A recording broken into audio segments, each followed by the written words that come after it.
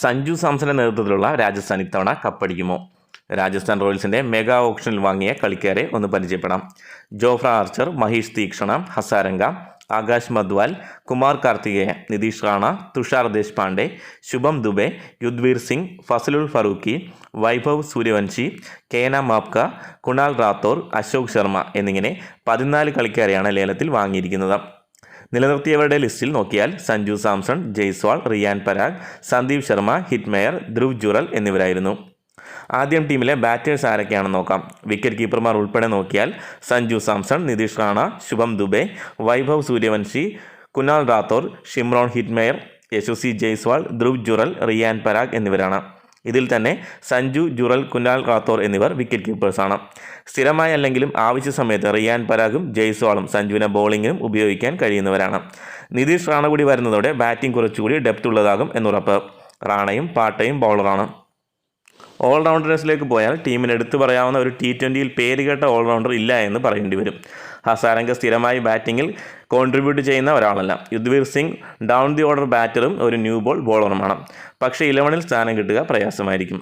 മറ്റു ടീമുകൾക്കുള്ളതുപോലെ ഒരു T20 specialist ഓൾറൗണ്ടറുടെ അഭാവം ടീമിലുണ്ടെന്ന് കാണാം. മാക്സ്വെൽ, സ്റ്റോയിനസ്, ഹാർദിക് തുടങ്ങിയവരെ പോലെ ഒരാളെ രാജസ്ഥാൻ മിസ് ചെയ്യുന്നുണ്ട്. ബൗളേഴ്സിലേക്ക് വന്നാൽ ജോഫ്ര ആർച്ചർ തിരിച്ചു വന്നു എന്നത് ശ്രദ്ധേയമാണ്.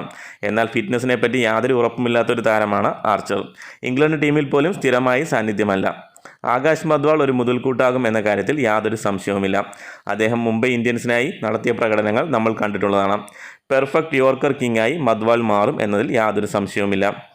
തീക്ഷണയെപ്പറ്റി പറയേണ്ടതില്ല. പവർ പ്ലേ ഉൾപ്പെടെ മികച്ച കൺട്രോളിൽ ബോൾ ചെയ്യാൻ പ്രാപ്തിയുള്ള താരം. കൂടാതെ ധോണിയുടെ കീഴിൽ അടവുകൾ പഠിച്ചു വന്ന താരം. തീക്ഷണയും ഒരു പെർഫെക്റ്റ് ബൈ തന്നെയാണ്. CSKയിൽ നിന്ന് വരുന്ന അടുത്ത ഒരു ബോളറാണ് തുഷാർ ദേശ്പാണ്ഡെ. മികച്ച ഒരു ഫാസ്റ്റ് ബോളറായ അദ്ദേഹത്തിന് ബാറ്റിങ്ങിലും തിളങ്ങാൻ കഴിവുണ്ട്. പക്ഷേ റൺ വഴങ്ങുന്നത് നമ്മൾ മുൻപ് IPL കളിയിൽ കണ്ടിട്ടുള്ളതാണ്. സമ്മർദ്ദ സമയങ്ങളിൽ താരം എങ്ങനെ പെർഫോം ചെയ്യും എന്നത് ഉറപ്പു പറയാനായില്ല. സന്ദീപ് ശർമ്മയെപ്പറ്റി പിന്നെ പറയേണ്ടതില്ല. കഴിഞ്ഞ തവണത്തെ മികച്ച പ്രകടനം തന്നെയാണ് താരത്തെ രാജസ്ഥാൻ നിലനിർത്താൻ കാരണം. ഡെത്ത് ഓവറിലും പവർ പ്ലേയിലും സന്ദീപ് മുതൽക്കൂട്ടാണ്. ഫസലുൽ ഫറൂഖിയെപ്പറ്റി കൂടുതൽ പറയണ്ട. മികച്ച രീതിയിൽ പന്ത് സ്വിങ് ചെയ്യിക്കാൻ കഴിവുള്ള താരമാണ് അദ്ദേഹം. പവർ പ്ലേയിൽ വിക്കറ്റ് എടുക്കാനും ഈ അഫ്ഗാൻ താരത്തിന് കഴിവുണ്ട്. കേന മാപ്ക ചെറുപ്പമാണെങ്കിലും ദക്ഷിണാഫ്രിക്കയുടെ ഭാവി താരമാണ്. മുംബൈക്കായി തിളങ്ങാൻ കഴിഞ്ഞില്ലെങ്കിലും ഇത്തവണ രാജസ്ഥാൻ കുപ്പായത്തിൽ താരത്തിന് തിളങ്ങാൻ കഴിയുമെന്ന് പ്രതീക്ഷിക്കാം. കുമാർ കാർത്തികേയും IPL 12 മത്സരങ്ങൾ കളിച്ച് പരിചയമുള്ള താരമാണ്. അശോക് ശർമ്മ വെറും 22 വയസ്സ് മാത്രം പ്രായമുള്ള താരമാണ്. IPL ഡെബ്യൂട്ടാണ് അദ്ദേഹത്തിന്.